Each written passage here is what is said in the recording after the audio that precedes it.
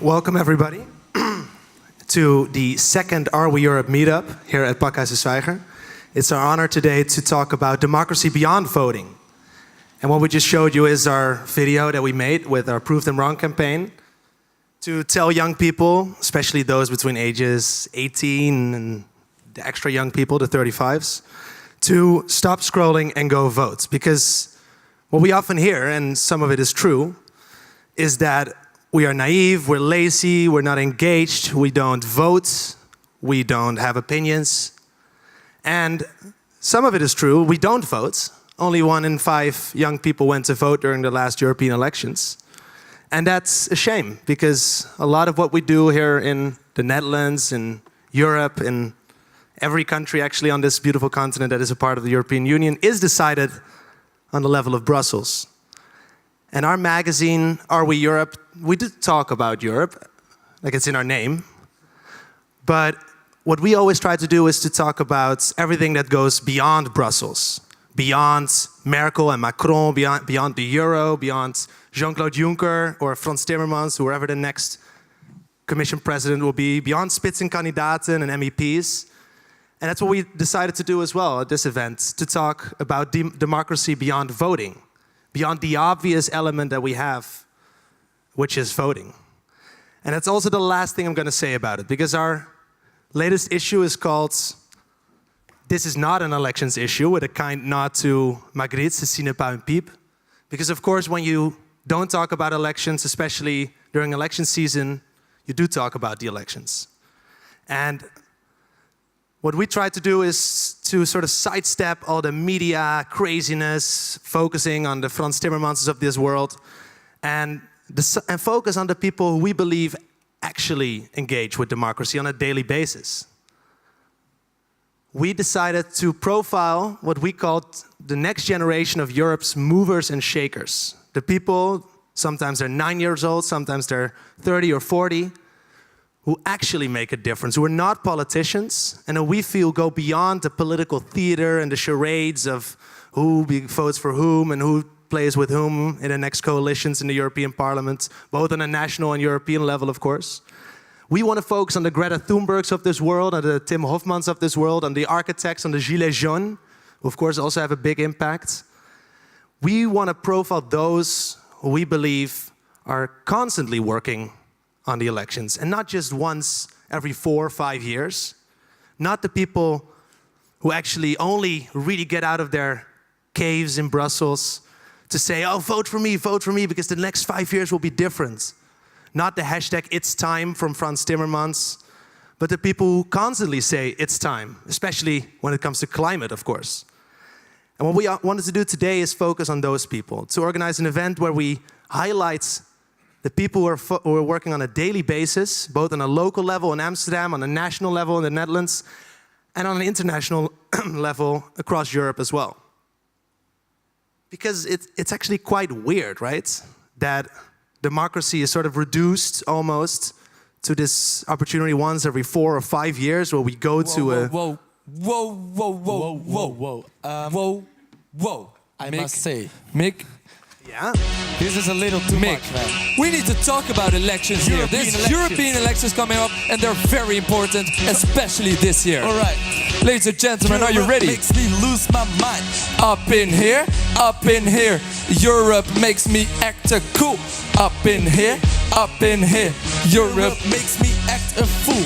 Up in here, up in here. Europe makes me lose my cool. Up in here, up in here. All right, ladies and gentlemen, we must say this was too much of Mick to rehearse because this is an election issue, ladies and gentlemen. Next week, 23rd of May, there will be European elections and something is at stake, really. Yes. Thank you guys for this great interruption. MC Julia on the tunes. Thank you very much, ladies and gentlemen. Mick, I'm sorry, but these are important elections. Democracy beyond voting. Just skip the whole voting. Just skip the elections. No, we need to talk more about these European elections. Because look around. The Italians don't know how to spend their money, how to make any sense of their budget.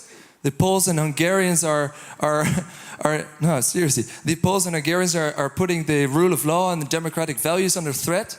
The Brits are leaving us. Europe is in chaos, and we're not talking about elections. Shit is going down, ladies and gentlemen. Well, I must say, shit is going down. That's maybe a little bit of an overstatement. One certainty is that the turnout is going down, ladies and gentlemen. It's not just shit. Indeed, you're right on those three issues you just mentioned. But one of the main problems is the fact that we as young people are not engaged anymore. And before we start to get into this and to talk about European elections and the engagement of young people, let me say, my name is Jochem, this is Dylan, and we are the Kiesmannen. We generally inform young people from our generation on elections, on politics, and we try to do that in a way for everyone to understand. Even though if you're not so much engaged, and I must say this rap is not the general thing we do. I'm sure that's not the way as you imagined. As you imagined, it was just for tonight. But one thing that we would like to point out, and as you can see in this graph, is that the turnout for the European elections is extremely low, and that also means that the involvement and the connection to Europe and the European Union has only decreased in the past years. In Europe in general, in all 28 countries, we see that the turnout in 2014 was 43%. In the Netherlands, this was even lower, 37% of the Dutch average. And this is a worrying trend, and we see that going down all the time. But what is maybe even more worrying, and that's also many of you in the audience are young as well, around the 20s, 30s. People between 18 and 24 in the Netherlands, only 18% went out to vote in 2014. That's less than 1/5 of young people in the Netherlands. And if we have a look at the map in Europe and the European Union, we can see that it's not just a problem in the Netherlands, even though we are relatively low, but we also see this in the UK, for instance. We see it in Poland, a lot in the eastern countries, Finland as well, in which we see that the engagement of young people is very problematic. And of course, that Mick was right, that we shouldn't be talking only about elections, but it is certainly a time in which we can point and think and reason again. And how much are we involved, and how can we engage more of our generation into issues like the European Union? Right, because what might be a few factors that have contributed to this huge decline in voter turnout, especially amongst young people? We think there are a few factors that are very important to highlight. And first of all, yes, the European Union are perhaps second-order elections, a far from your bed show. It's difficult to understand. It's a very complex organization. We agree, we study political science, and even for us it's sometimes difficult to grasp what is happening in Brussels, Strasbourg, and everywhere.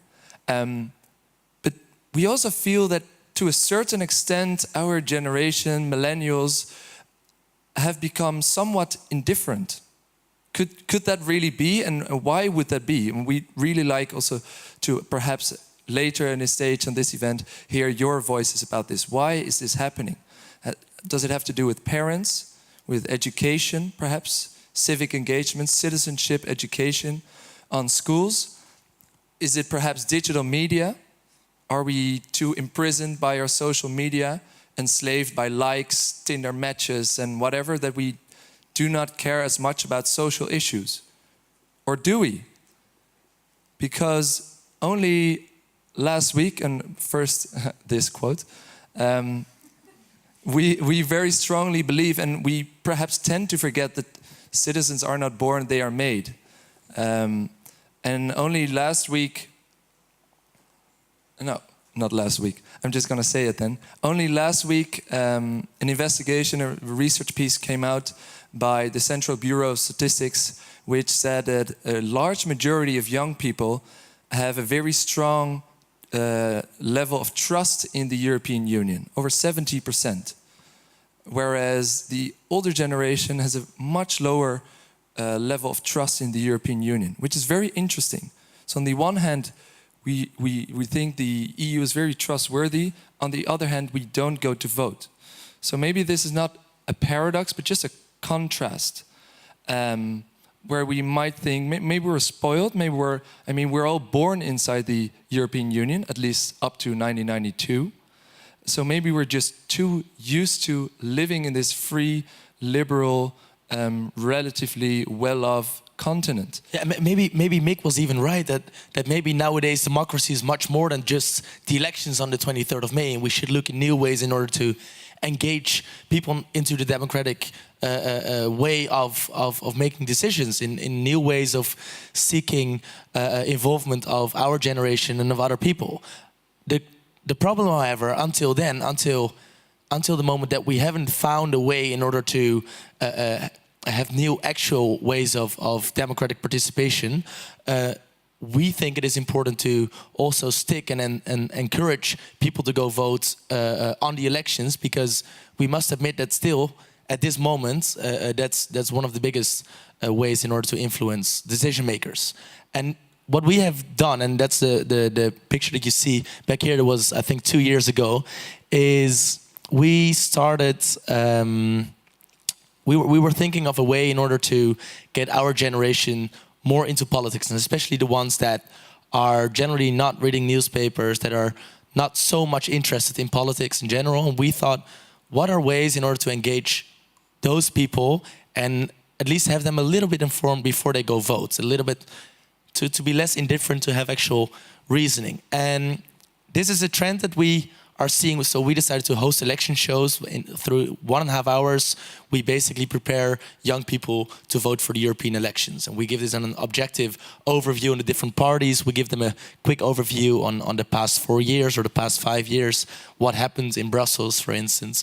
And this is a trend that we have been seeing also by political parties. So, instance, the Greens in the Netherlands, they have come up since a couple of years with their meetups. They have, they're being advised by an American campaign bureau that advises them in involving larger crowds into politics. Also, Thierry Baudet does the same thing. He goes to theaters from Forum of Democracy. We see Klaas Dijkhoff, who does stand-up politics in order to engage people into politics. And we do see that actually works in a way that we have done a tour in the past 2 weeks. So we've been in 8 or 9 different cities full of students. Our last show will be on Monday in the Stad Schouwburg. And so for some reason we see that this works. We have the parties and DJs after, and it's make politics great again, so to say. But there might be also a question. It's not maybe, and maybe you can talk a little bit about that, Dylan. It's also not the end, because we shouldn't also make politics a party. It still is an important issue that should be taken serious. Yeah, so the party is just a means, obviously. To the end, get more young people to become engaged and think critically about social issues concerning everyone in the world. But obviously, not everyone likes our rap videos performing DMX. So we thought, how can we bundle forces? How can we strengthen the message we want to put out there? And that's why this year, including Mick from Are We Europe, and later dozens of different partners, combined forces to together come up with the slogan called "Young People Don't Vote, Prove Them Wrong." We basically want to tell the world, we're going to prove you wrong. We are going to show you that we are interested, that we are going to vote. And so with all these partners, we are hosting events, creating videos. The first one you saw was one of these productions, writing articles, and of course this magazine, which we're celebrating and launching tonight, is also a result of this campaign. Right, and the first speaker, or the first one that we're going to announce today, is also partner of this campaign of Prove Them Wrong. It's called Stem op een vrouw, Vote for a Woman. Her name is Devika Partiman. She has been very much involved in the fact of how to get more females represented into politics. She does a great job, and their organization as well. So please give a warm hand for Devika Partiman.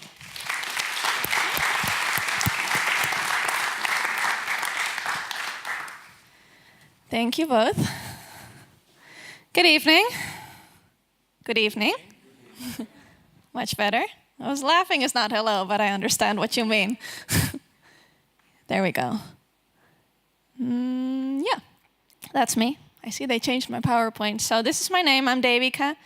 I am the founder of a small organization that's called Vote for a Woman, or Stem op een vrouw in Dutch. Has anyone ever heard of us? That's pretty good. Nice. So what we do, we started 2.5 years ago because we found out that about 25 to 30% of Dutch politicians were female. Still about the same numbers, a little bit higher, partly thanks to us. And I'm going to look for a picture of my team. I think they removed it. Well, I had a picture of my team. They look great. We're with a bunch of volunteers. Nobody gets paid. And we've been doing this for 2 years, campaigning for more women to get elected through this voting tactic that I'm going to tell you about a little bit later.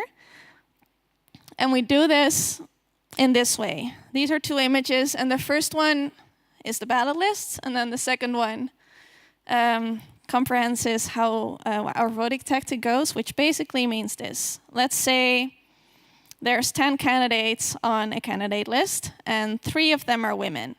Now, the number 2 is a woman, and the number 5 is a woman, and the number 6 is a woman, right? 2, 5, and 6. The party gets polled at 4 chairs. So that means 1 woman is going to make it, right? Number 2. So what we say is vote for number 5 and 6, whichever one you like. And then maybe if they get enough votes, they get elected anyways, despite of numbers 3 and 4, which are both men. Now this works really well. Het werkt als een tiet, as we say in Dutch. We've gotten over 200 women elected ever since in different political organs, in municipalities, provinces, the water councils, the Dutch Parliament, and now next week, hopefully also in the European Parliament. And why we do it? Well, this is the number in the European Parliament of women. It's a little bit about that. It's a little bit about the numbers, but it's also about something else. It's really about a deeper layer of why we think representation is important. And especially when we talk about women in politics, it tends to get really black and white. It tends to be only about gender. And should you vote for a woman just because she's a woman? No, of course not. Of course not. Please don't. Please look into who you're voting for, which is why also on our website, voteforowoman.eu, you can find all the female candidates for European Parliament, including their info, so that you can really take a look of who suits you.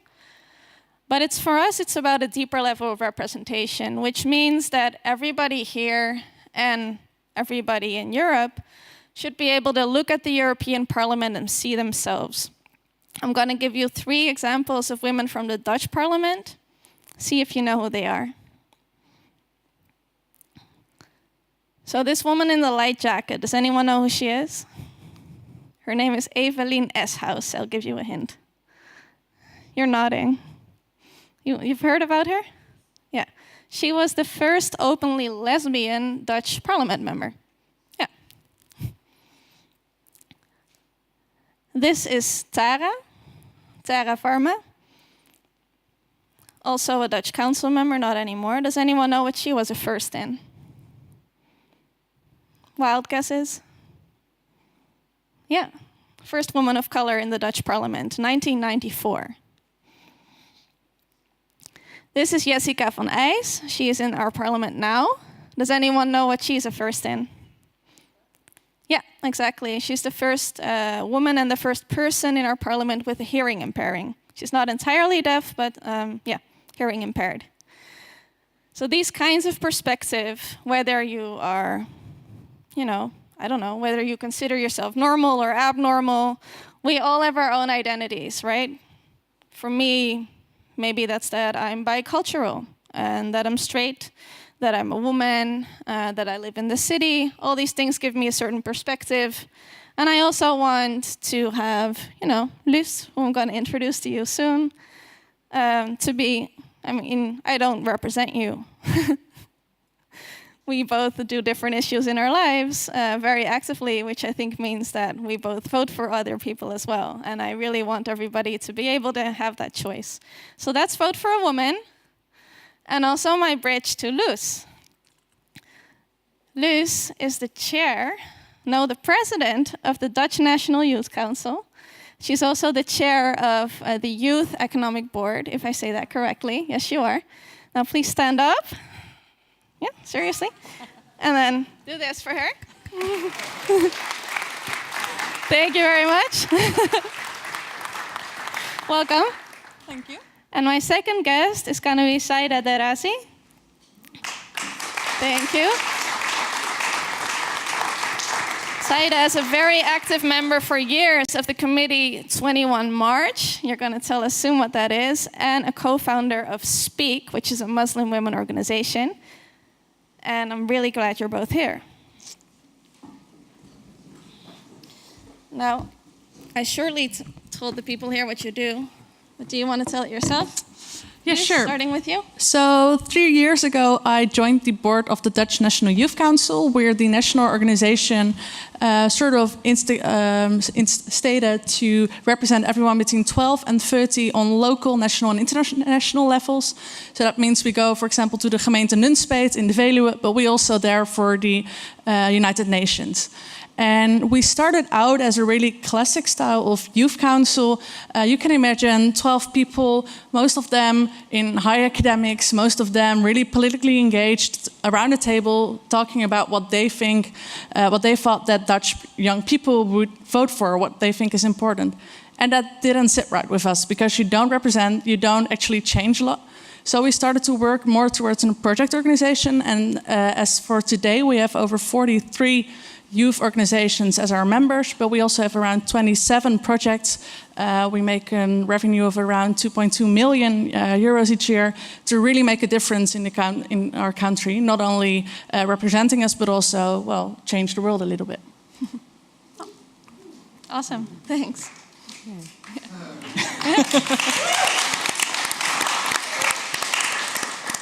Saida. Yeah, well, my name is Saida Derazi. I'm a member of the Committee 21 March, which is a group who is actually fighting racism and discrimination.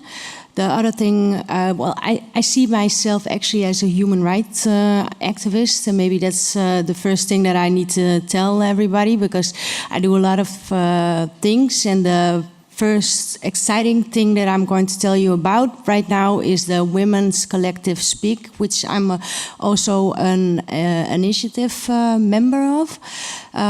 This group is actually, fighting on self-determination. So the Muslim women, she wants to be self-determined, and that means that everybody needs to tell by themselves, and also the woman who is wearing the headscarves, she wants to decide whether she's wearing the headscarf, yes or no.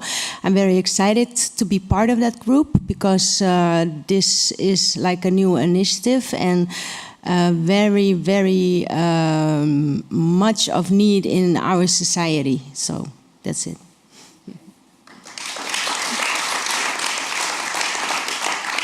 And Speak had its launch at the recent Women's March in Amsterdam, right? So you just started.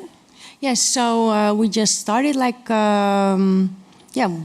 actually at the Women's March. And before that we had like a few meetings where we were like really thinking about things and how we were going to do this. So the first public appearance that we did was at the Women's March, where we had like this banner which said, don't be, I don't know exactly if I say it good in English, but it said, don't... What was it in Dutch? Yeah, it was in Dutch, but it said... I forgot actually now because I'm too excited, but maybe I'll figure it out later. So, but it means... You can look it up as well on the Women's March Facebook. So we had like a group of women, Muslim women, with and without wearing headscarves, and actually we were like real activists, and we are real activists, you know, because we stand in front of the battlefield, all of us, and every part of society. We are in the rights, in the justice courts. We have journalists, we have like public speakers, we have politicians who are all Muslim women. With or without headscarves, and who are fighting the same issue. And also we have like feminist groups who are supporting us, and anti-racism groups who are also supporting us. And so we're doing our best to put every right of all women in the map. And not only women, white women or women without headscarves. Every woman needs to decide what she wants to wear or what she doesn't want to wear. So that's it. Yeah, congratulations. Thank you. Yeah. Do you call yourself an activist as well, Liz? I don't think that if I call myself an activist, I respect like all the good work all activists do, because we're more on the inside activism. So we try to really go inside the institutions, let the institutions look at things a better way, and we want to provide activists with better circumstances. So, for example, that's what we do for the 43 member organizations. For example, we have the Dutch Deaf Youth is over there, but also a group that's there for young people more in the agriculture or more on the rural side of the Netherlands. And it's not right if I go speak on their behalf, so we really want to give them the tools to really speak out. So I'm not really that much of an activist maybe, but that might be like female, how do you call it, politeness, or not politeness, sorry. My English isn't that good as well, so maybe. I don't know. Yeah. I think there can be many ways to run, right? Yeah. Yeah. And you're both your organizations work with a lot of partners. I think you have 43 member organizations that you said, or that you represent, and the Committee 21 March has like 80 organizations or something that work with you. Every year it's different. And last year it was 180 organizations. That's a lot. And that's a lot, but... I was reading an interview with you where you were also saying that movement, like the Committee 21 March Against Racism and Discrimination, has really been growing. Yes, it has, because actually in the 90s, because it's an old organization, it started in the 90s, and then it was huge. Because everybody was against racism, so there were like more than 500 organizations in the committee. But now it's a little bit less. So when I started, it was around the 60-40. So every year it's going up. So it must be that the interest is much bigger, and also organizations want to be involved. All types of organizations. This year we managed actually to have also the climate justice groups like Greenpeace and other groups, and we are very excited about that, because now they finally recognize that there's racism also in climate justice. So and also other human rights groups, like for example migrant groups and LGBTQ groups, and the COC every year walks with us, but still, we are growing, Yeah, that's good, because I think, from my own experiences, it's been really hard actually to get partners and create an agenda to be on the same page, especially in the women's movement and maybe also in the youth movement. It's quite hard to find a common agenda where everyone agrees. So how do you do that, for example? Well, one of the things we get the most resistance is actually the statements you saw in the clip we started with. It's some sort of like generational conflict almost. Every time I'm on a stage like this and I tell about, for example, the statistics that the Central Bureau for Statistics launched this Monday about our generation, and that we will be the first generation who have it less than their parents, who are at the moment comfortable with paying up to 40% of their income just to have a roof above their head, and that's only to start with that part. And they say, that. But when I was 20 or when I was 25, we were scared that there were bombs falling and there were all kinds of troubles as well. And it's just you have to grow up and suck it up and don't be that spoiled millennial. And that's really hard sometimes for us to really get the message across that it's not about us and it's not about us crying, but it is also because we want to be the shoulders for the rest of society to stand on. And I want to be able to, for example, take care of my parents when they get older in a way that they can take care of their parents at this moment. And we see that sometimes it's really hard to get that message across, that we're not here for the conflict, but really to get better together. Mm-hmm. Do your parents ever think you're overreacting to? Maybe at the beginning, but then I showed them the statistics and they were really thinking about their life at their moment. And they're like, okay, yeah, it's really good that you're doing this. And at the moment, even this far, that my sisters are in all the climate protests. And they went yesterday to a forest in Utrecht to protest against the new highway. And my parents are actually there giving them water and snacks and cheering for activism. So That's great. we're getting there, yeah. Yeah, awesome. How did you initially get involved? What motivated you at the beginning? Well, Was there a turning point where you thought, now I'm going to be an activist?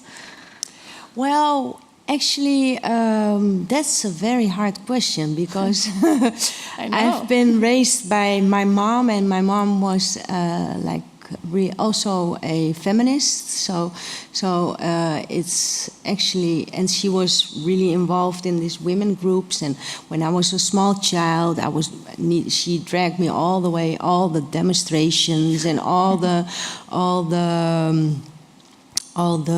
meetings, and then. And those kind of things, but actually at that time I didn't like those kind of things. So, but I was raised by it. It was in my family, and after that I went a whole different kind of point, because actually I come from the music industry, and that's total different kind of area in life, but also has maybe some similarities, or not even similarities, but because music and art has actually to be hoe noem je dat? Nee, een projectie. So a projectie. Projection? Yeah. You see that? Of society, of reflection, yes, a reflection of society. But an artist needs to reflect the society, and most artists do also. And maybe that's a little bit in me, but I started it when there was like this big, huge, there were like 2014 big, huge demonstrations on the Palestine issue. Yeah, and I walked there all alone by myself, because I was so devastated by the things that happened over there, and all the things that I saw on the internet, and the children who were really beat. Then I saw Anja Meulenbelt speaking. For the people that don't know her, she's quite a feminist icon from the second wave of feminism in the Netherlands, and one of the few that is still really, really active. She's at every demonstration. And very cool person. Yeah, and I wanted to do something actually to help the children over there.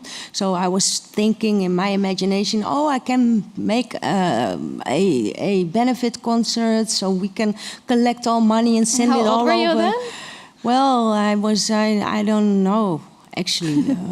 I don't remember that, but I'm now in the vibe of the storytelling. Go on.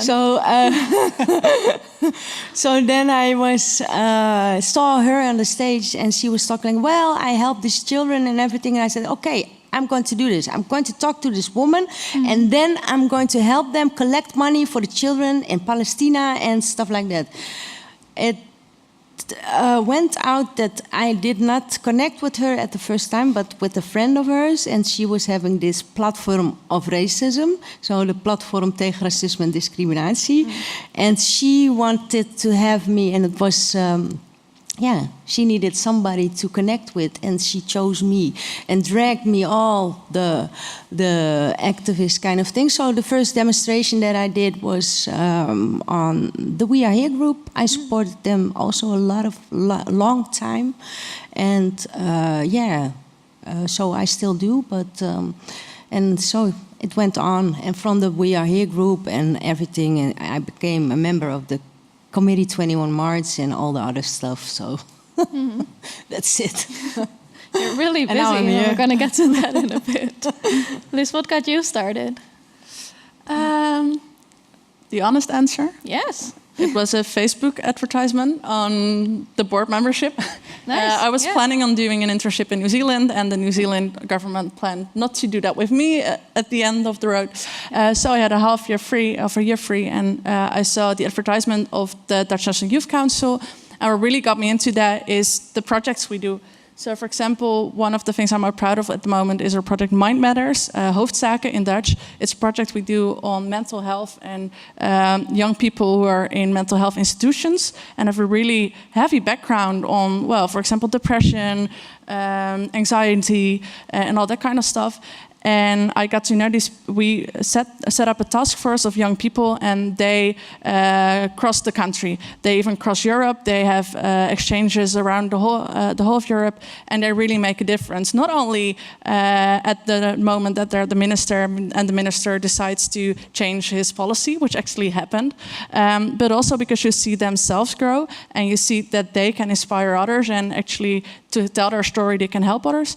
And when I saw that we did that kind of stuff, I really wanted to get active there and sort of fell in love with the organization. Yeah. Yeah, and you also almost have to stop, right?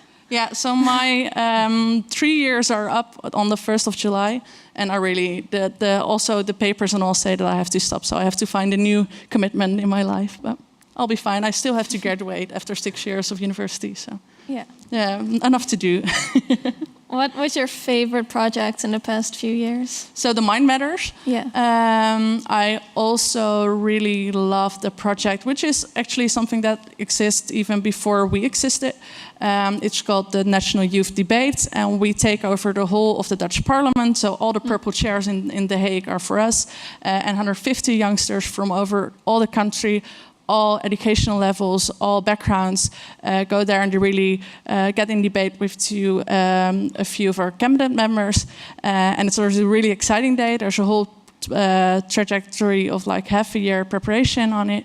And we even had our first marriage out of the youth debate members. So it's a really nice sort of stepping stone for people. We also have now members of parliament who started in our youth debate.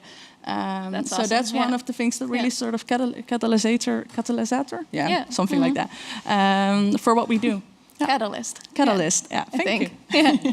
That's actually one of the reasons that I invited you both. That the groups you represent, young people and in your case, people of color, Muslim women, are both really, really, really underrepresented in politics.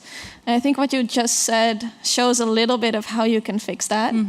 Basically by, giving them the room, for example, and then seeing what happens. What other tactics do you think are effective for young people and in your case? So one of the things we started with is that it's not about only our voices that has to be heard, but it's essentially about our needs that we want to be heard.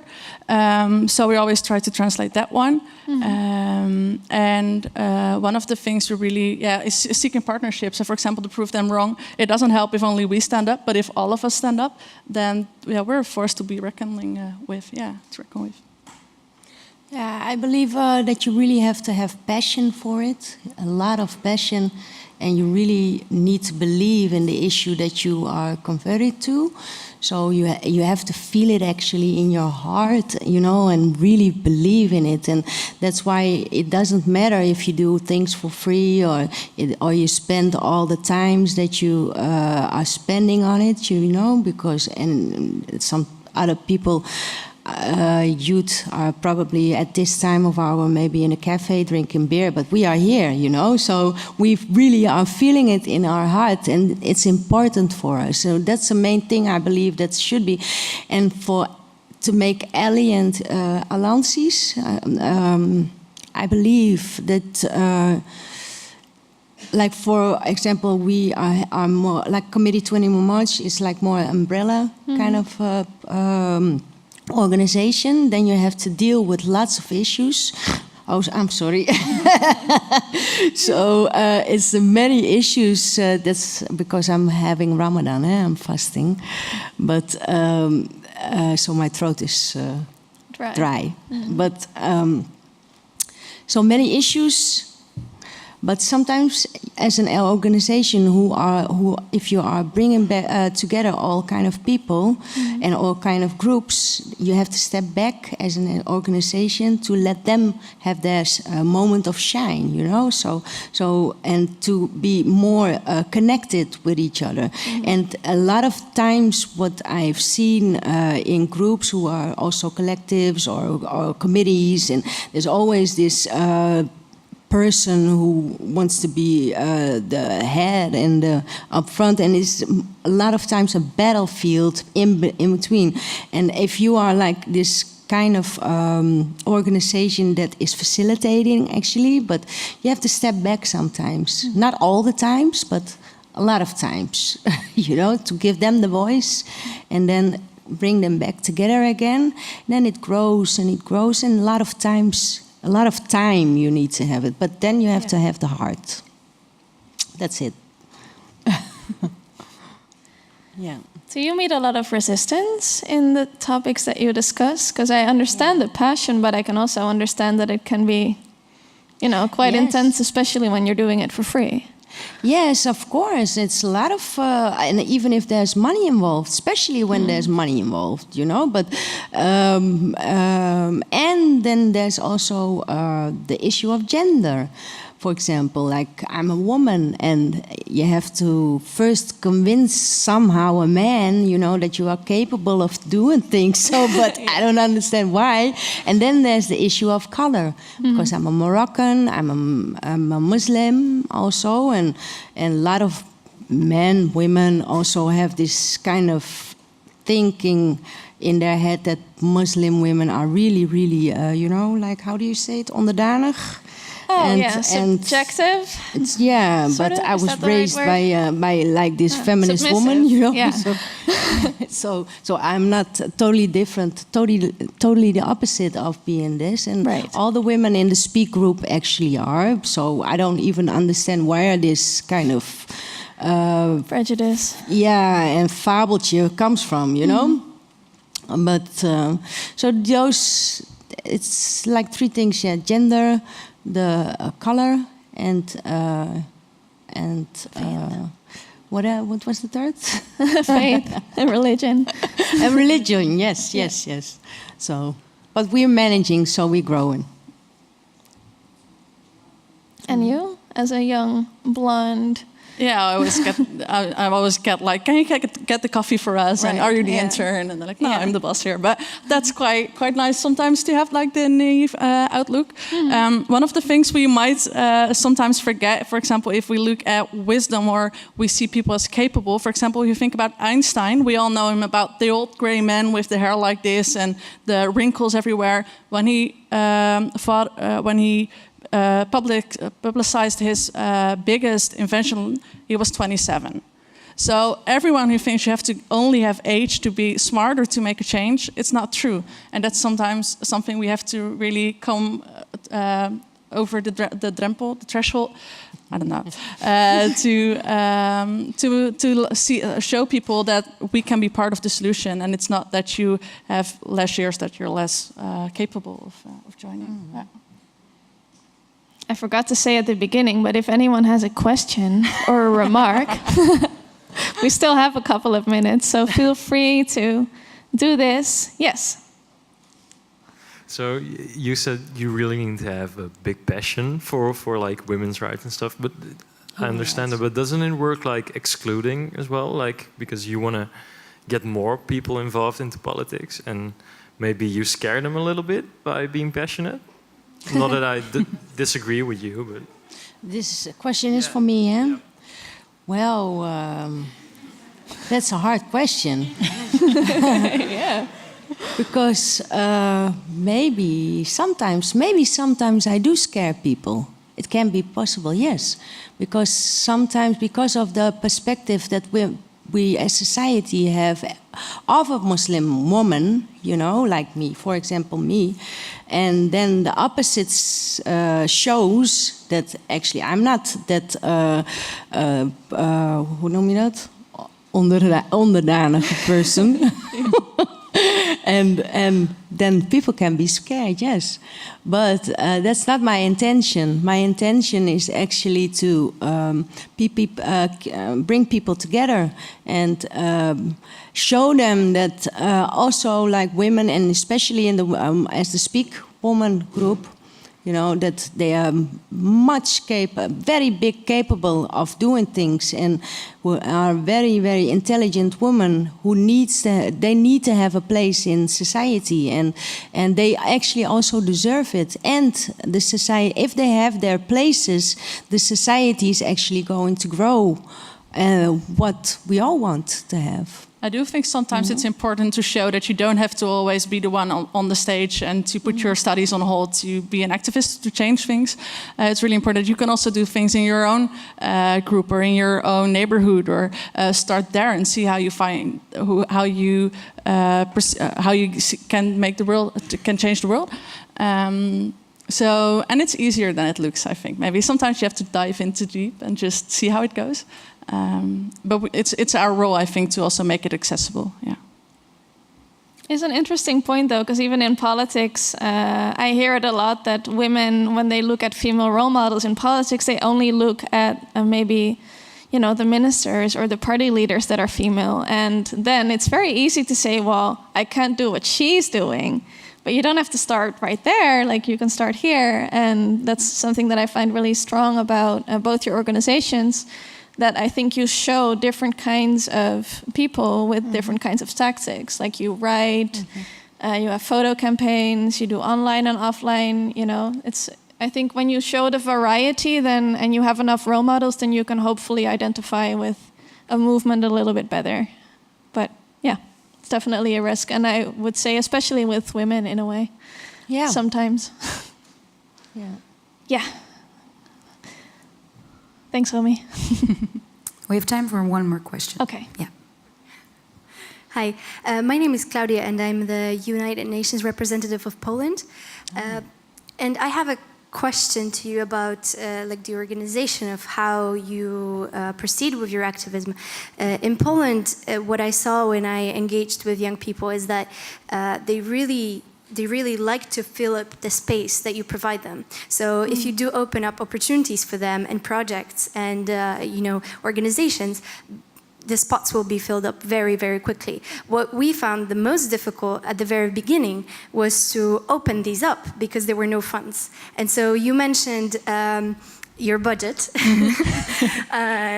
And so I wanted to just ask, what tactics do you take on to, you know, proceed and get the funds to open these opportunities up?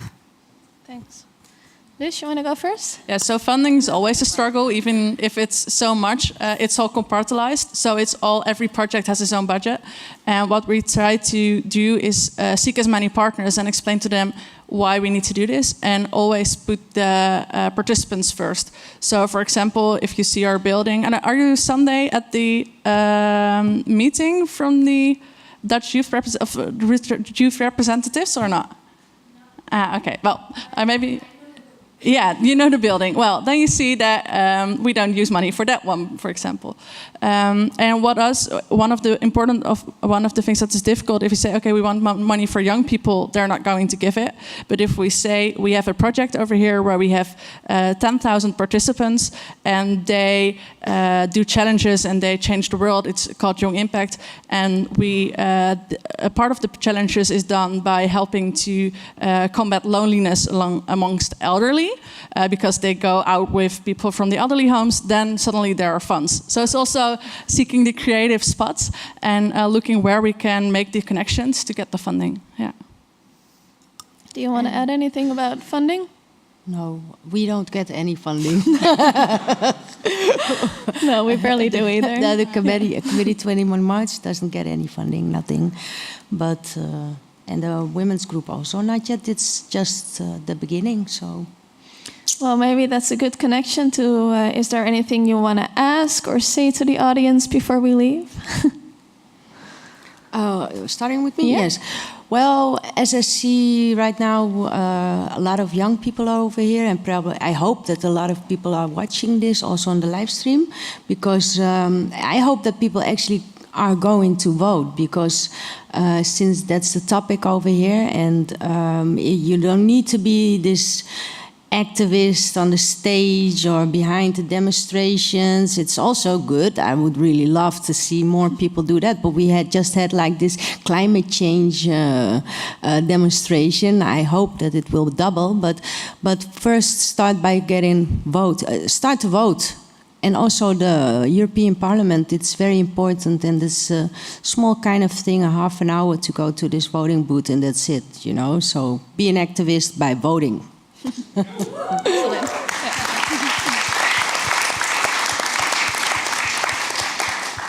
Final message for you? Well, if you're doubting on who to vote, fill out the Jongeren Kieswijzer. We launched it, you supported it, I think in the Kiesman as well. It helps you to find the candidate who suits you best. And if you're going to vote for women, better not steal your slogan, I think. That's fine. Yeah, everybody can steal it. It's for free. And vote for something young, because if we have it about women, young people are even more underrepresented. So that might be a change we can make as well. Yeah, absolutely. Yeah. I'm going to give the mic back to whoever's next. Thank you both very much. Yeah.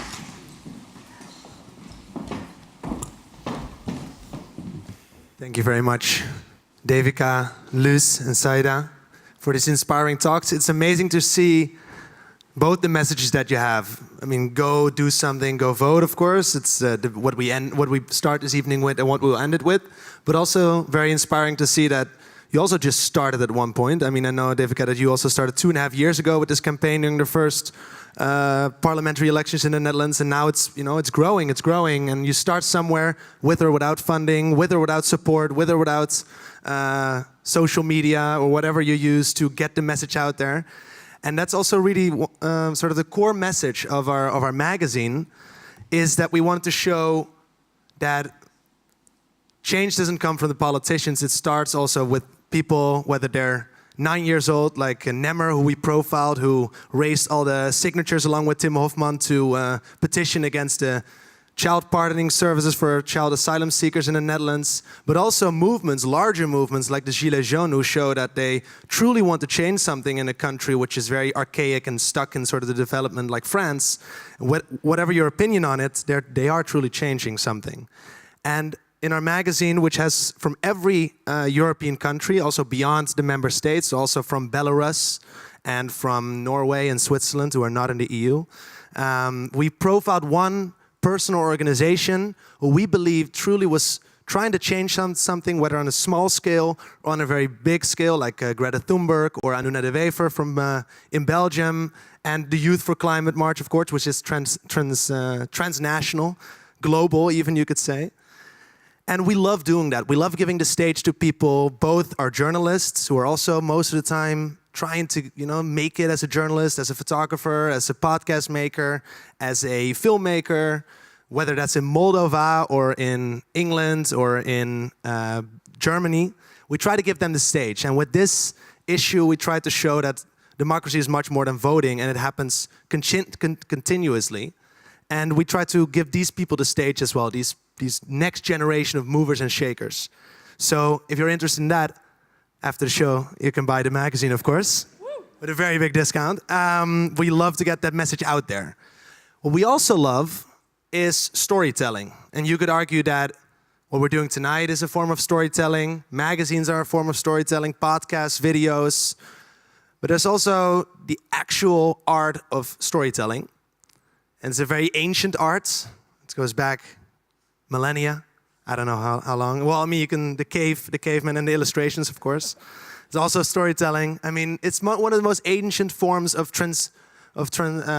conveying a message to your family, to your friends, maybe the next generation. And what I really love is that this next generation of movers and shakers is conveying a message as well. It says, get up, stand up, whatever your interest is, whatever your theme is, whether it's architecture or climate, Whether small or big, whether you're 9 years old or 60 or 100, get up, stand up, and transform that message. That's why I'm very happy to also invite a true storyteller to the stage, Sahant, who is the director of the Mesrap Cultural Center, just across the Kade from here. He is born in Iran but raised in the Netherlands and has always been very involved in storytelling, writing, music. And I'm very honored to have him here on stage to share a story with us. And we love to go back to the ancient form of storytelling and not just me blabbering on about whatever it is. So Sahant, please take the stage. Yeah.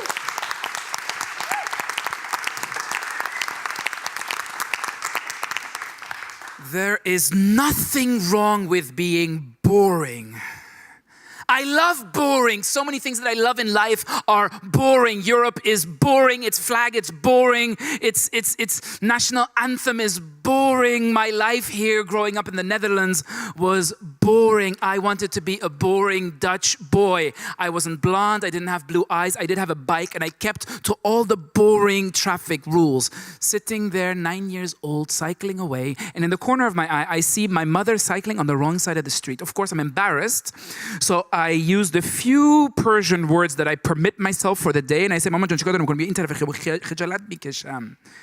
which kind of translates into, don't be such an immigrant woman, Mama, please, I'm embarrassed, this side of the street. And she gives me this look of, I, who survived a revolution, who survived a war, who survived a very dangerous trip over the mountains to come here to this place where you're safe. I, who came here to this country where the sun shines 9 days in the year. If the sun is shining on this side of the street, I will be cycling on this side of the street. That's my mother. She came from an exciting place. She was born and raised in Iran, where she met my father, who was a very exciting man to her disadvantage, because what she wanted was a life like her mother, which was to have a lot of children and to have a house not so far from the house of her mother and to raise her children there. But unfortunately, her love turned out to be a political activist. So after only having one child, she had to take her 3-year-old kid, me, in her arms and flee over the mountains and come to this place. Now in Iran, they never participated in the boring stuff like elections. They had one that they witnessed just after the revolution, where the Islamic Republic of Iran was elected into power by 99.9% of the votes. If you would just count, their direct relatives, they would have, have had less. Anyway, so they come here, and the Dutch always want me to tell them that it was a very exciting choice to come to the Netherlands. They always want us to say that, yes, we looked for this place which was a beacon of hope and of democracy and of safety, a place where no one would be put into jail for voting for the wrong party, for a place where there is voting for parties. No one would be put away for reading the wrong books. And they all want us to say that, yes, that was the Netherlands. And then I disappoint them and they say, no, we wanted to go to Canada. Because Canada was big and Canada was beautiful and Canada had mountains and Canada is where all the immigrants went with ambitions for a free life. And then our plane had a delay from Turkey where we were flying with all the other refugees and we missed our connecting flight to Canada, and this is why I'm European. Which is true, that's the exact way that it happened. This is how we came to this place. We came to this little beautiful little place, me, this 3-year-old kid holding the hand of my mother, and I saw the biggest police officers that I ever saw in my life. They were like trees. They went into the skies. Their police caps were hidden behind the clouds. This is how big they were from my eyes, from my perspective. And they introduced themselves very kindly. Our police officers, they're much smaller, but they're also much meaner and angrier. And they had this big smile and they introduced themselves as Jan and Koen. And I laughed because in my language, Koen means ass. And my mother was, shh, no, this is serious business. And then she was taken aside and then she had to explain that, yeah, this is where she ended up by accident. And now she has to stay here because as a refugee, she can't move on further to Canada. And they said, well, what do you know about the Netherlands? What do you know? And then, this young woman in her 20s, what does she know about the Netherlands? What are the things that she knows? She knows cheese. Yeah, what else? Tulips. She discovered poffertjes. But that came later. Sorry? One more? Cows, windmills, and Den Haag Tribunaal, the Hague Tribunal. Political activist, yeah, this she knew. So this is how our life here started. My mother, the tiny little person from not a boring place, and my father, this big political activist. And every day the news from our not boring place of birth. This news that you want to turn off, but you can't because you're glued to it. Every day, this news. And then trying to communicate, which was difficult because calling back home in those days was 4.5 guilders a minute, which for anyone's wallet is a huge amount, especially for the wallet of a very poor immigrant family. But we're very resourceful. When you come from a not boring place, you become really resourceful. So we discovered that the telephone boxes that were in the streets that accepted your coins, you could put your coins in a plastic sleeve, and then you could put it in, and then you could take it out, and you could put it in, you could take it out, and you could put it in, you could take it out. And then you could call for so much money to Iran, which led to a huge deficit for the Dutch economy, because it wasn't nationalized yet, it wasn't privatized. So eventually they changed all the boxes, and they forgot one telephone box in the Marnixstraat in Amsterdam West. And when the Iranian community found this out, my God, you would have like 100 waiting in line. And of course, the line would never get shorter because we love to talk and we have lots of relatives that we're calling. So it would be just constant talking, constant. And people in the back are shouting, okay, Hassan, that's enough. Come on. You always say the same thing every week. Enough, enough. Next person, next person. And my father told me once as he was standing there in line with my mother, one of the neighbors opened the window and then looked out and he was so angry and he said, I've had it with you. Every time you guys are here, it's so much noise and you're here all the time. I've had it with you, you damn Israelis. And my mother, being a very proud Iranian, looked up and said, what? No, I am from Iran. And my dad said, no, now it's fine. It's good, it's good. Shh, shh, shh. Just be quiet. It's okay. Now, growing up with these very exciting parents, as I said, I just wanted to be European. I wanted to have these boring discussions about how do you call yourself? What is your identity? These boring hyphenated identities. We're talking about, should we call them bicultural Dutch? Should we call them Dutch hyphen Iranians or Iranian hyphen Dutch or, Muslim hyphen French or, these boring talks. And also for this reason, I refused to date women from Iran. I thought, I'm not doing this as a stand-up comedy bit. I'm showing you my true personal struggle that I had with my psychology and my identity. I didn't want that. I believed in this Europe that we had ended up in by accident. I thought this is the life, and I thought the least I associate myself with that, the easier life is going to be. And in the end, I did start to date an Iranian woman, but it's because the first time that she invited me to her home, and I went in, I heard the music that she had put on, and she was an Iranian woman who only had lived in the Netherlands for 5 years. She had on Ramses Shaffi. And she had cooked for me a traditional plate of zuurkool met worst. And I was in love, honestly, because I thought she can understand me and I can understand her, and together we can create this new hybrid identity, and we can be this new generation of citizens of this place. And we shared so many values. She had come with the same frustration of the place that we had left behind. And however, having left Iran behind only just a few years before, of course, she had stayed also much more in touch with things that were happening there. And I kind of ignored her when she talked about it until finally elections happened. Now, here elections are boring, but they're important and necessary. In Iran, they're not boring, but they're a nightmare. They're a sham.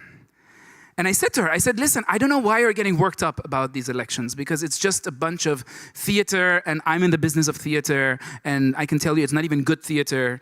I can critique it. It's horrible. Forget it. And she at some point gave up trying to convince me about following these elections, and she said, fine, don't be interested. Fine, that's okay. And I was like, okay, I'm just going to ignore it. But I couldn't help myself. When we had elections about 10 years ago in Iran, I went to sleep thinking, oh, this nonsense.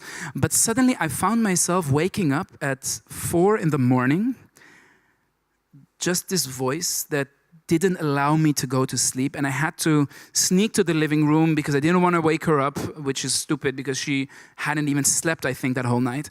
And I went to the living room and I opened the laptop and I tried to look for the elections, which was really stupid because in Iran, they still count them by hand. So it's going to take them at least 1 or 2 days to give the results. But I was just curious, just to have a little bit of election news from Iran. And then I opened the laptop, and I saw that Ahmadinejad, the president that we had for 8 years, he was just elected for his second term. Impossible. I went nuts, and I don't even know why. I had spent weeks telling her that this is what's going to happen. These elections are a sham. It's all nonsense. Why get worked up about elections that are just all nonsense anyway? And I found myself with this emotional punch in the gut.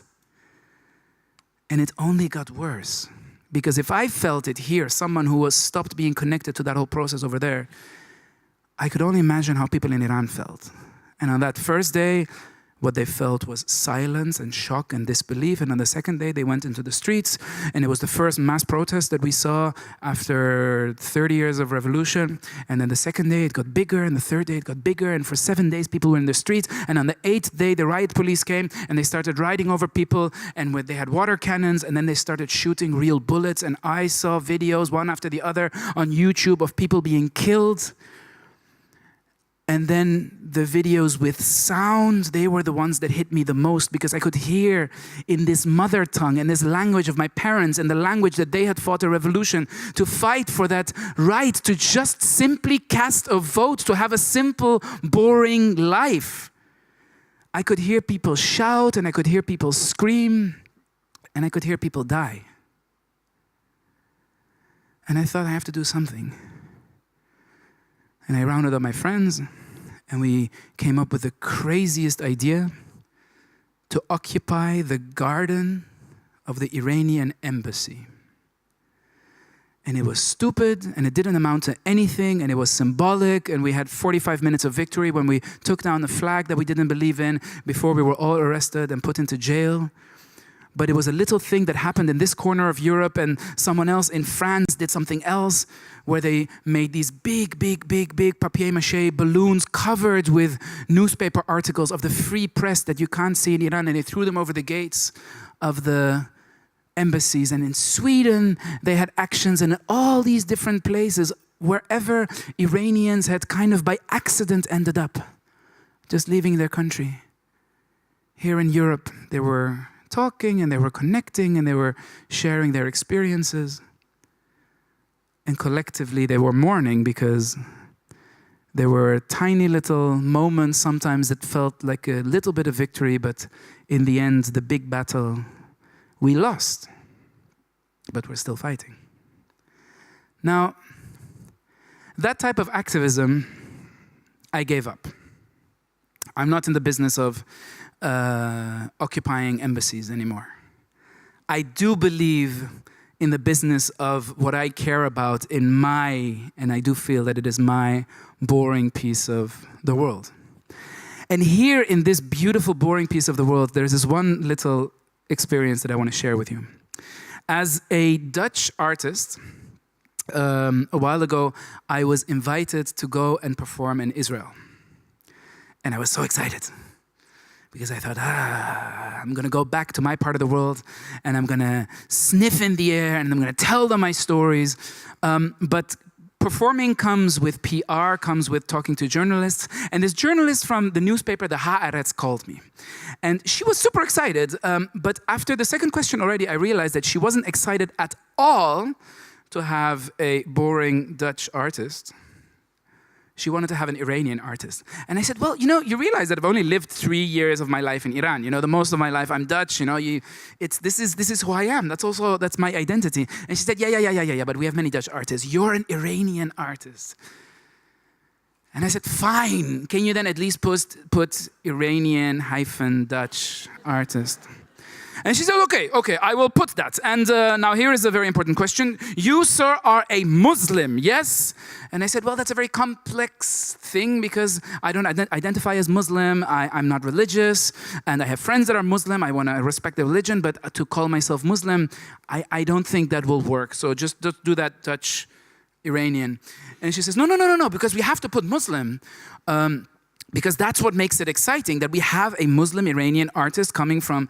So are your parents Muslim? I said, didn't you hear about my story? That my parents, they were communists, they fled Iran. Communists don't like religion, they were done with all that. My parents are secular. And she said, your grandparents then, your great-grandparents. I said, fine, okay, good.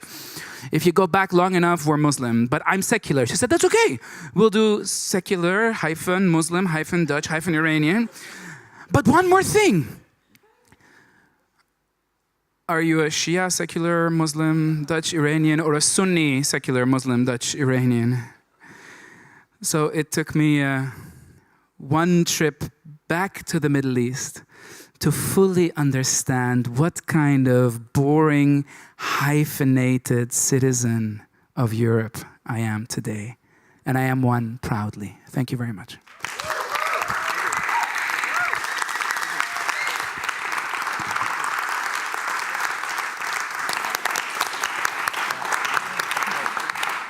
Wow. Thank you very much, San. That was amazing to hear that. And I'm actually, in the end, then quite happy that our European elections are boring, even though we are trying very hard to make them exciting as well. I'm actually wearing socks that say, bollocks to Brexit, my biggest political statement up to this point. And that's how boring Brexit even is, even though you can say that's also a fantastic Game of Thronesian show to watch. So we are also trying to make politics less boring. We do that with our whole collective of Prove Them Wrong and the Kiesmannen. And they have really found something that is hopefully gonna make these European elections less boring. They're gonna drop, like a fat beat, a Dutch, sorry for all the English speakers here, a Dutch rap video about the European elections here right now. It's the official launch, the premiere. Kiesmannen, live it up. Hey. All right. Ladies and gentlemen, we have become so desperate. We have become so desperate with this issue of young people not voting, 18%, that we, two white guys, thought of making a rap video.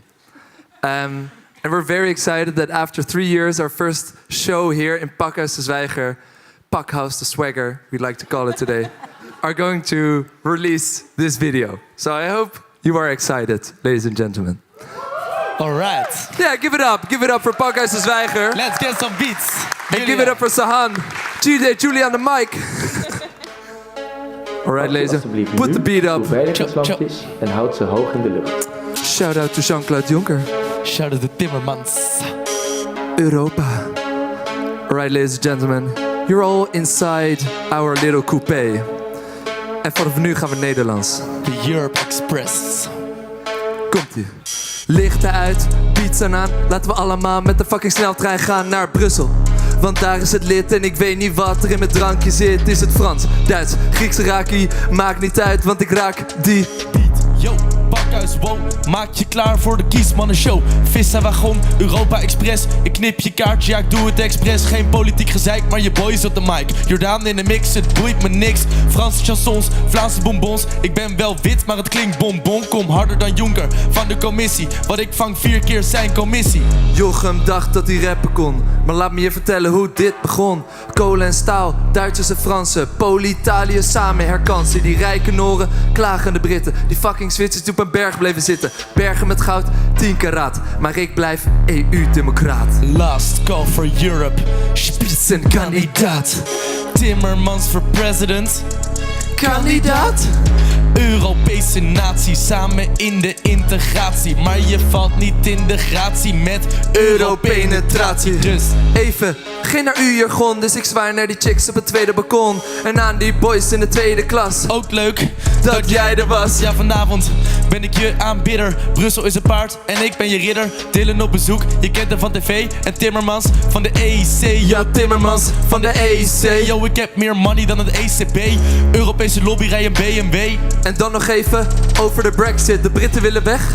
Oké, Politieke chaos. oh jee. Mag ik uit de EU? Nee, Dat wil ik wel met Theresa May. Imagine a world, liberté. Ik kijk je aan voor fraternité. Dus ik ben onderweg naar het EIP. Ik zeg tegen die chick, ga je mee? Ze kijkt me aan, zegt nee. Je rap is al nep, dus houd toch je bek. En de EU, echt geen idee. En de EU, echt geen idee. Europees beleid, yo, dat is niet wat het lijkt. Want die shit is going down met de federale overheid. Vanavond ga je hard zonder LSD, want vanavond doen we het our way. Vanavond ga je high, vanavond ga je low. Dus welkom bij de Kiesmannen Show.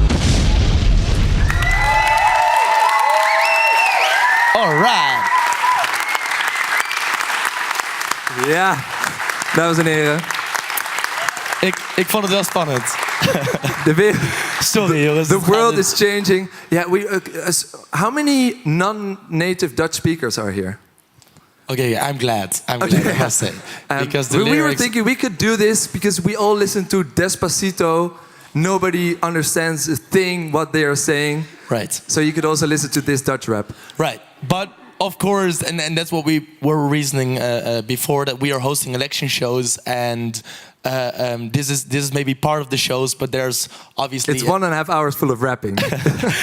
There's an end to means. And one of the reasons that we have been quitting our studies for a couple of months in order to really focus and do campaigns around the Netherlands in order to engage young people is because these elections do matter, and these elections there's really something at stake on the 23rd of May.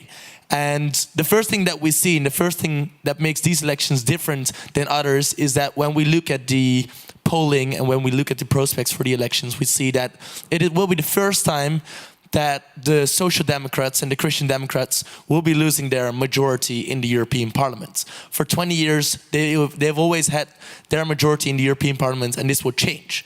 And that means that there are other parties and new opposition parties emerging. And one of the most notable examples of this will be the populist and populist right mainly, that will gain ground in the elections. It's not up to us to give an opinion to the audience, but we can very clearly do say that is something that people need to consider, and that our generation needs to consider, that it is expected that for 1/3 of the European Parliament will be populist right-wing parties. And this is something that means that there's really a choice this time between, will we continue with the European project? Do we want to continue connect? Do we want to continue integrate? Or do we really say too much power has been going to Brussels? And many people don't realize that. They often say, well, it's second order elections. I have no idea what's happening there. But something is at stake, and that is really important to note. However, what happens actually in Brussels, Dylan? Maybe it's good to tell. So maybe to get a sort of an idea of then what are the issues that are being talked about these elections. And these have been themes that have been going on for years already, but which haven't really been finished up to now. So a few of the issues we want to highlight to stress also the importance of these elections, but also which will form even a greater importance for the next of a debate for the next coming years. So the first thing is this rising nationalism, which is very strongly connected to what Jochem was just saying. There's a very strong sense of a retreat to the national and local identity of peoples, whereas the European Union tried to really foster a transnational identity or supplementary identities. So we're not sure if they are failing, if you like, but there is something happening here. Secondly, we haven't found a sustainable migration policy yet, Europe-wide. There's still many, many refugees in Camp Moria in Lesbos, Greece. There are many people stuck in Italy. Still people are drowning there every month in the Mediterranean Sea. So this is also something which will be talked about a lot the coming years. And then thirdly, Poland and Hungary and also Romania, and there's also fascist parties even coming up in Italy. There's strong democratic problems inside the European Union, which we haven't seen for a long time. And as you might know, this Article 7 procedure has been invoked by the European Union, certainly by the European Commission and the European Parliament, which could mean that in the end, Poland and Hungary could lose their right to vote in legislative processes in the European Union. A very strong measure, but is currently being blocked or delayed by various heads of state from, for example, Romania, Slovakia, but that is not transparent for us, the public. So also in terms of democratic reform, a lot needs to be happening in the European Union in the coming years. And then finally, sustainability. And a lot of politicians and activist groups have been saying, well, something has happened the past years, you know, the Paris Agreement of 2015, also the single-use plastics ban, which was introduced last year, proposed by Frans Timmermans, our commissioner. But obviously, a lot of people also here will agree this is not enough. And that's why we are very happy to announce, Jochem. Right, that we'll be talking about this issue, because that is also the second speaker that we're going to announce. We will be talking about the issue of sustainability, and the one that I'm going to put forward and introduce to you is Marije Martens. She's the founder, one of the founders of the Are We Europe magazine, one of the initiators together with us with the campaign Prove Them Wrong. Please give her warm hands. Marije Martens.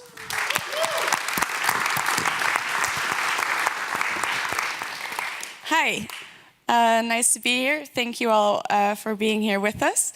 Yes, sustainability and climate, obviously one of the biggest topics of the upcoming elections. And obviously also something that's been on our minds, because I think we've heard the names, or at least the organization that we're going to talk to already a couple of times this evening. So I'm going to keep my introduction short, but we are now making the move into local activism to what these elections might be, into the case study of climate change. Specifically, the case study of the Youth for Climate movement. Those are the strikers, the high schoolers who've actually taken it upon themselves to tell you what you really need to start listening to. So give a warm hand to Julie Schumer. Yes, in French, I did it. En Anouda de Wever.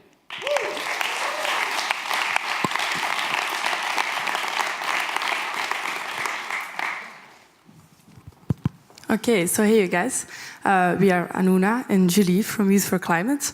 And in January, the 10th of January, we started our first strike. And we hit 3,000 people. Then the next week, 15,000. The next week, 35,000. And of course, the only thing journalists were asking us was, how long are you going to strike? They didn't ask us about how far are we from our targets in Belgium, what are the politicians going to do, is there a climate action plan? No, they didn't care. It's just about how long are you going to strike. So we said, we're going to strike until the elections. And then that night I checked how many weeks there were, and there were 20. So I was a bit worried then. But we kept our promise. We did our 19th strike today, and we'll have the big finale next week. And so when we did our strikes, we really have gotten a platform of like telling our story like we are doing right now.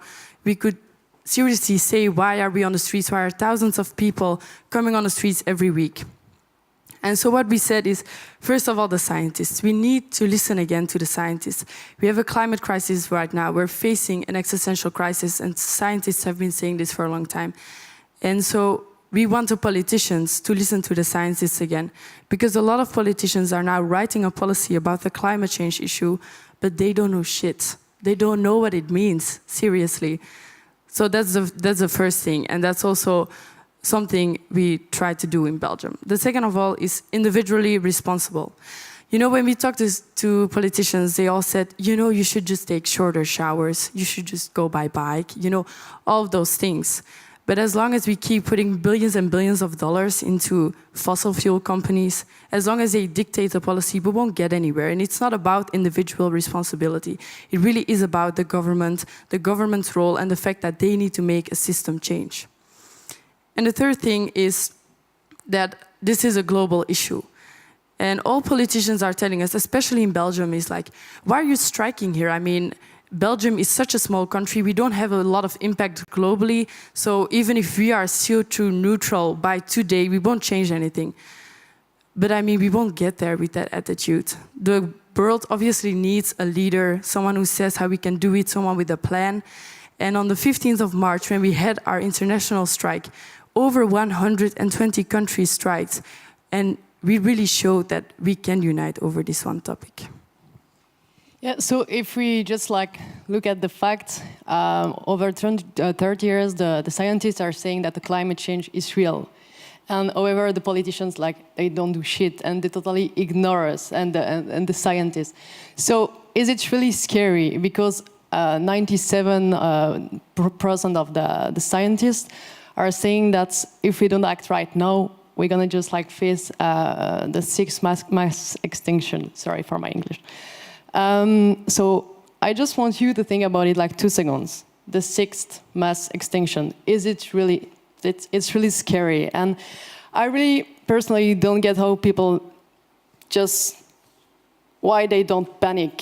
Because we're just going into the wall right now. And this is exactly why I went into the movement. This is why each week thousands of young are in the street fighting for climate justice, and they I think they understood faster than the politicians. And this is really weird that young people had on this point more maturity than people who are just managing the society for now 20 years. So I really just hope that this movement won't stop, and that after the global strike next week, we just won't stop, and we will continue, because this is, as you said, a global issue, and we need to keep fighting, and we need just to think about our future and about how important it is, even for us, but also for our children, for our grandchildren, and just to keep living. So.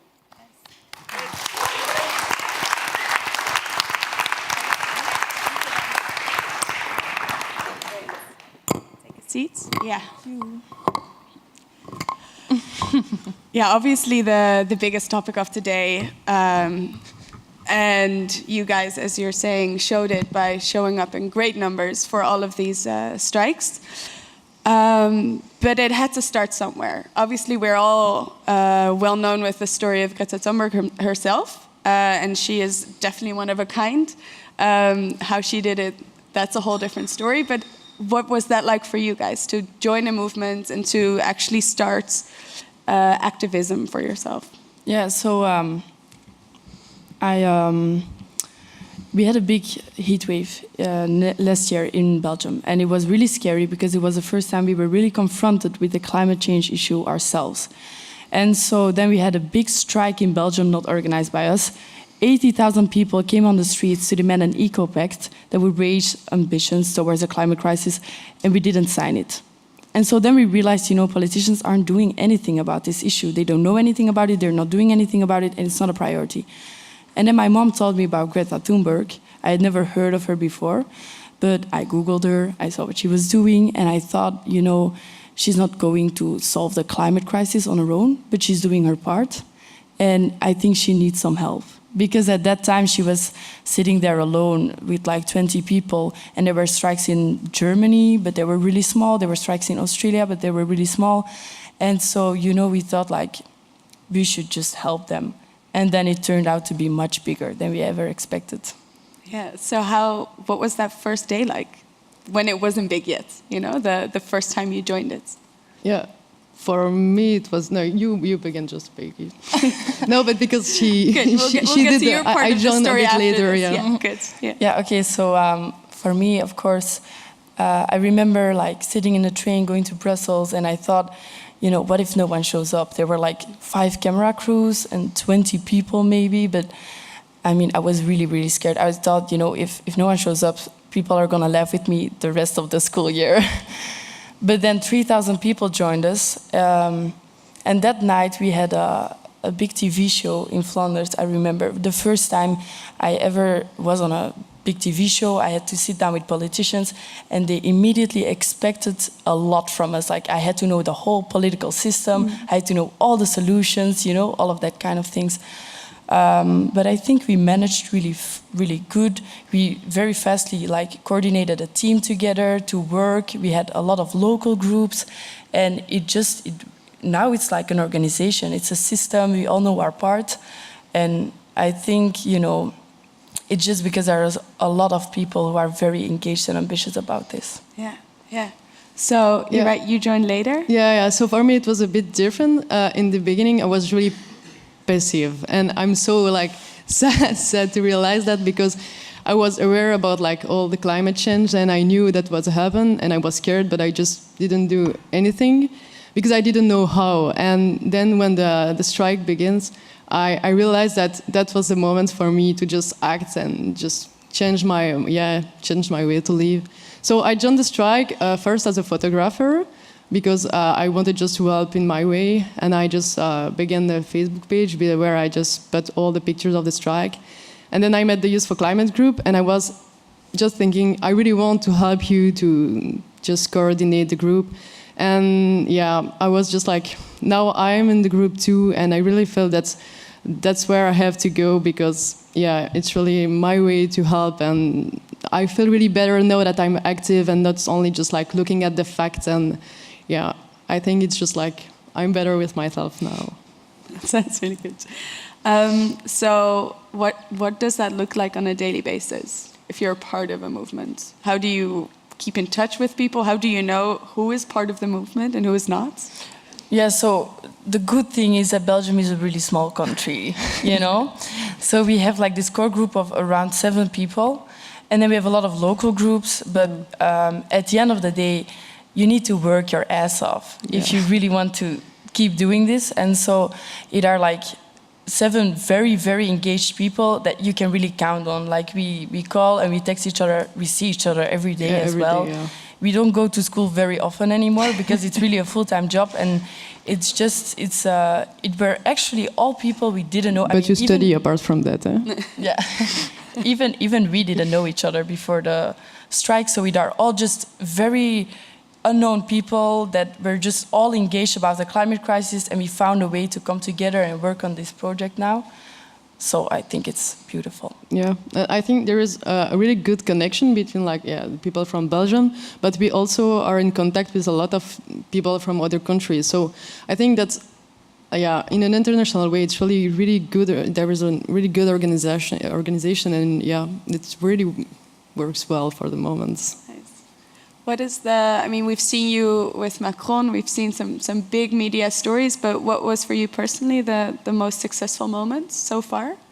The most successful moment was certainly not with a politician. But I think it was a global strike, actually. Yeah. Because on that day, I really felt like there was this generation showing all these politicians, all these world leaders, fuck you, we can do this, we can unite. I mean, there were people in Antarctica striking, you know? That's for real. There was an expedition and they just stopped working for 2 hours to strike for the climate. And it was like a whole world united over this one topic. And it was the first day I actually felt like we can actually do this. This is actually gonna work. Yeah, for me it was actually last week because we tried in city really far away from Brussels. So since a few weeks the strikes are a bit decreasing, with the number of people in the street. And last week we were striking in the city really far away, and we had quite a lot of people, but also they were really motivated. And it's really for me, it was a kind of second breath, because I was really thinking okay, we are not done yet. We're gonna continue, and we're still motivated. And it was really kind of, I don't know, it was really motivating. Do you have any surprising lessons that you learned along the way? I think we made like 1,000 mistakes at least, but I think just be true to yourself. Because I mean, for me personally, I've gotten a lot of hate, obviously, on every way possible. But I think at the end, you just need to like strive for your own goals and decide for yourself what you want to do, who you want to be, and how you're gonna do it. But then don't pay too much attention to the rest of people, actually. For me, it's just like you're never too small to do something. And if you want to do something, just do it. Sounds like a lesson. Questions? Questions from the audience? Anyone wants to get involved in this? Thanks for being here in the first place. Is this yeah? Thanks for being here in the first place. Amazing story, but as you said, you've now formed yourself into some sort of institution or organization.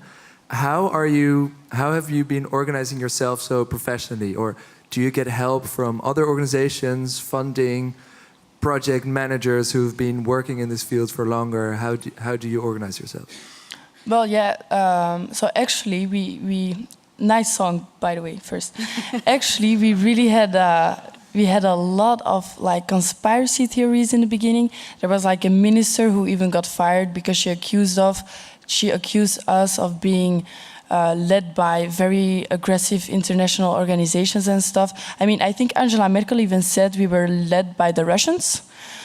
So yeah, to like make war in Europe and stuff. So it was really, really big. Like I felt very important for a moment. But the thing is, like at the end, actually it are just young people. That's for real. And there were like a couple of adults, obviously, that helped us with doing some stuff. But at the end, it's not that hard. You organize strikes and you go to a lot of media events, and there's a lot of organization, which is something I'm really bad in, so I don't do that. But for the rest, it's just as long as you really want to go for it, you're just going to go for it. So it is working your ass off, but if there are enough people who can help you with it, it totally works. And I think that's also what shows me how bad politicians are at doing their job, because we have done something way like bigger and we have organized way huger things than they have these last few months. So I'm, again, really not impressed with what they've done. And just one follow-up. Are you using your strikes also as a way to send the message to all those young people who are going on strike to vote? Yeah, absolutely. Yeah. Well, so, in Belgium there's a voting, like duty, right? What do you call it? Like vote. Everybody is obligatory you have to vote in Belgium. Yeah, of course. Yeah, but globally, maybe. The problem is in Belgium, a lot of young people don't really care about the elections. It's like here, and so they have to vote, but then they just vote for the party of their parents, for the face that they see the most, which is very, very dramatic.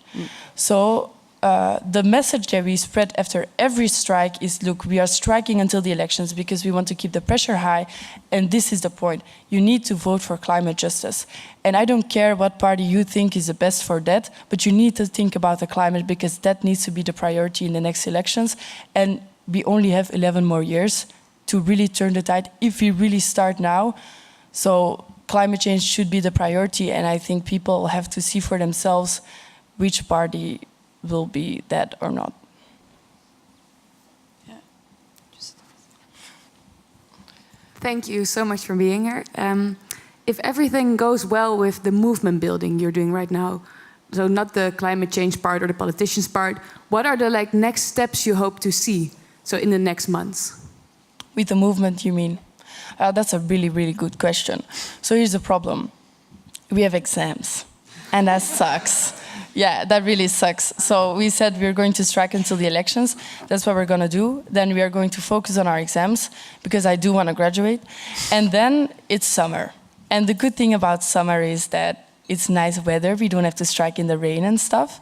But in Belgium, I think we are Europeanly known that negotiating about who is in opposition, who's in the coalition and stuff, it takes a very, very, very long time with us. Although we are very small, it's a system.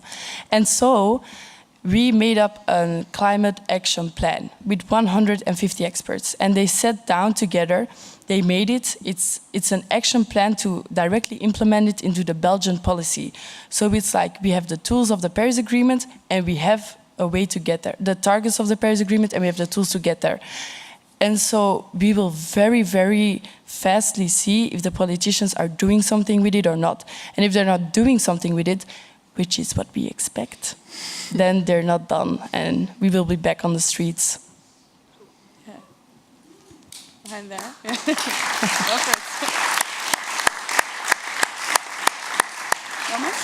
Is there anyone on the other side who has a question? Because I stayed in my corner. It's gone. Yeah.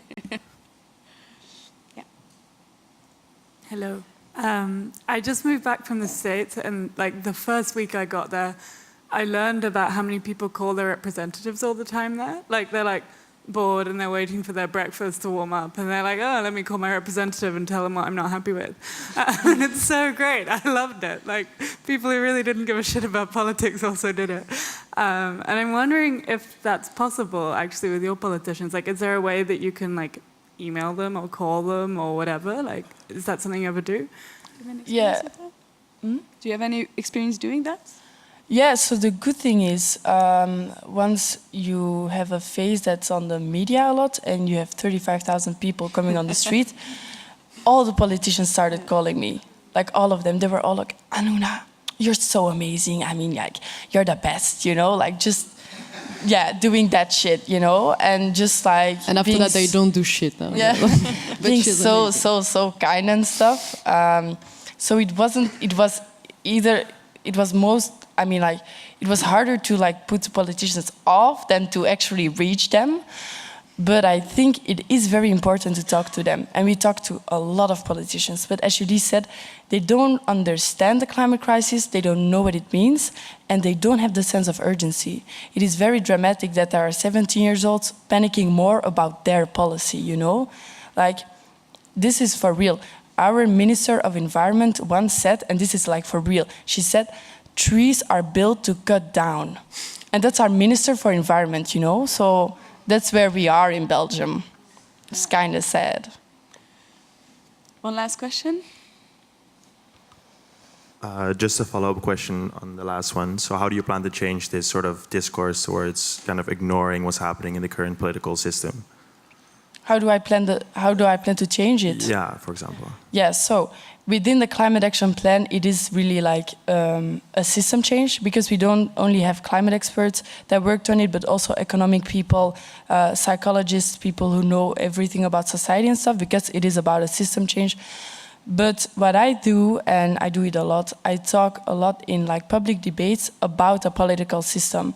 Because first of all, I don't really think we are living in a democracy, because like just, you know, giving your vote every 5 years, knowing so little about every party in a world with so much fake news, is not really democracy. People don't really know what they're voting for, I think. And second of all, is particracy, you know? So all these parties, we can see it, like if you can go to the parliament, you can go to the commission, they are just pulling each other down. And in essence, parties were made up to like have a solution and then have all these different visions to build it up and make it better. But right now, they are just staring each other down like little children. They're literally insulting each other in the parliament. So I'm like, we will stop coming in the streets if leaders can act like leaders again and children can act like children again. Good.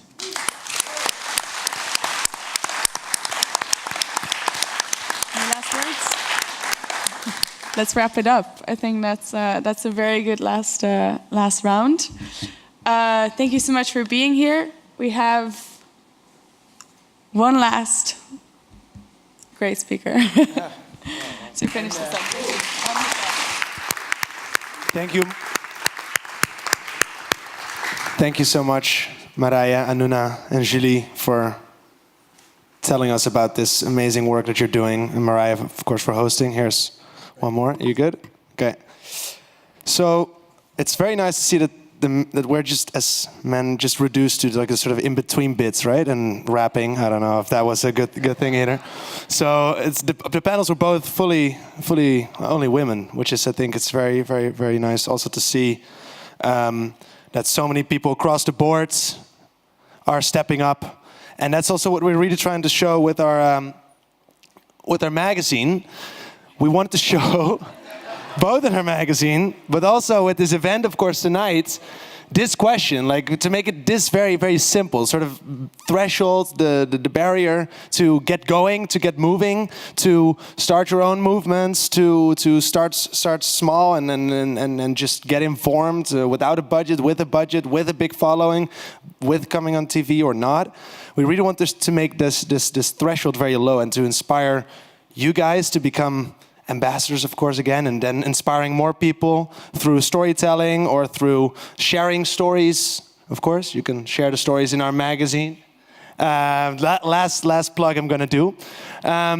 And what we really try to do is also gathering all these organizations that you guys talked about in the beginning as well, to instead of building up a new movement from the ground with like a social media channel and all that stuff, really trying to bundle forces with all these organizations. You saw the logos in the beginning, but I mean the Kiesmannen, Vote for Women, Stem op een Vrouw, Are We Europe, and a bunch of other organizations who have all done their own work in their own field, with their own themes, with their own goals. And the shared goal was trying to show people that they should come into action, and the baseline is go vote in this regards. I want to give a big thank you to our sponsors for this campaign, the European Cultural Foundation and the Democracy and Media Foundation, who have really given us the kick to reach all these young people. And I also want to thank, of course, everyone involved here. Julia, our program maker, and Pakhuis Zwijger, Romy, and of the Prove Them Wrong campaign, and everybody else. So give them a warm round of applause, please. And another warm round of applause to our speakers and Vote for Women and our partners, and Anuna and Marije and everybody in the Kiesmannen. The magazine is available over there after the show. Mick, you said it was the last and we time. wanted to go back. We wanted to go back to really highlighting that there's a new generation coming up, whether it's actually the Generation Z. We're Generation Y, right? Millennials. Okay, Generation Z coming up. Good morning, Mick. Good marketing. Or older people who are also trying to get things going, whether it's in Belarus, the Netherlands, Germany, or across the board in Europe, or of course beyond Europe. This next generation of movers and shakers are really showing that real change and activism doesn't have to come from the politicians themselves. So what can we do, Kiesmannen? Like you guys are giving shows, you're informing people throughout the Netherlands. What are? I mean, I've just mentioned a few things, and of course, there's many more things to do. How would you guys? What do you say to the people in the shows? Like, how do you want to get them going? Well, I think what was already mentioned in the beginning of this night actually is the first thing is like find a passion, and I do agree with that as well. Find something that you truly believe in. I think that's all of the examples that we've heard tonight, is that do something that you feel committed to, and do something that you really feel that you have an urgency. But secondly, do not just stick to that and leave with that, but actually start doing something. Start look around you, because I think the only way in order to get change, the only way to get ourselves together and actually to work together is to cooperate. And one of these things is look around you and look at movements that are already active. For instance, the movements that we have just talked about for sustainability movements, for instance. Just try to connect your passion with others. See what you can share with. We notice a lot that the more we talk to others, the more we get inspired, the more we work together, and actually the more we can achieve together. A first part is voting on the 23rd of May, but we started off with saying that the elections are very important, but we do actually agree with Mick on the end that, and with a lot of words that have been said today, is that it is not just about elections, ladies and gentlemen. It's really about new democracy, about involvement of our generation every day, every hour, of really doing in what you believe in. I think that's the most important on the end. And to close off, we have a a few words and a small poem written for you guys. Look, it's true. 28 countries connected. Look, the clue was that we rejected. Rejected to go through another war. We said, never again the war. The European Union was born, the start of a European folklore. Brothership was sworn, each other forgiven and adored.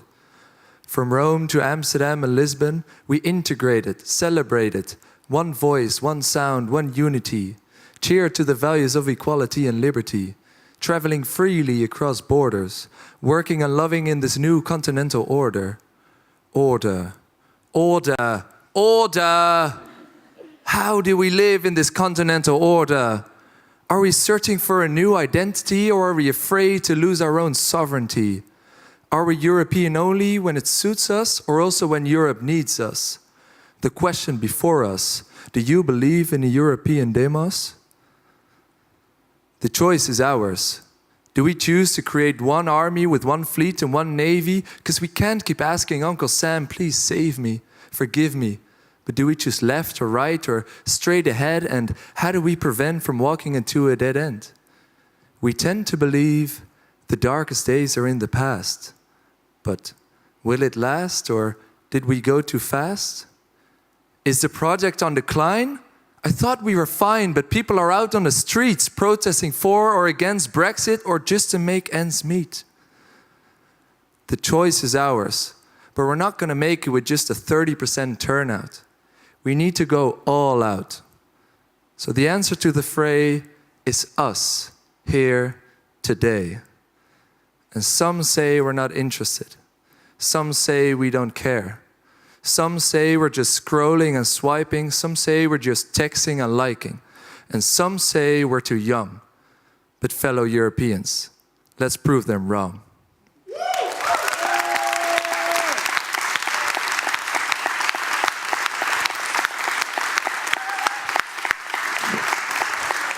I think I can say on behalf of Make an Our Europe, a big thank you for all coming, and see you at the bar.